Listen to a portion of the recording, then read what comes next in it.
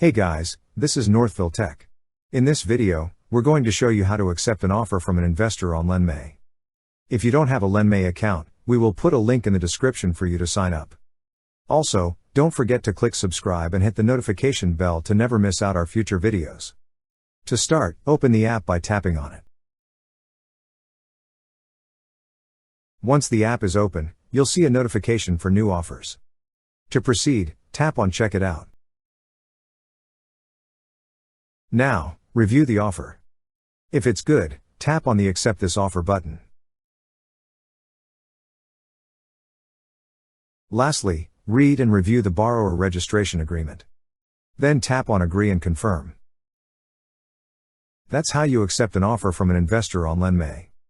Thank you so much guys for watching, and if you have not yet subscribed to our YouTube channel, please subscribe to our YouTube channel as we create tech videos related to financial apps almost every day.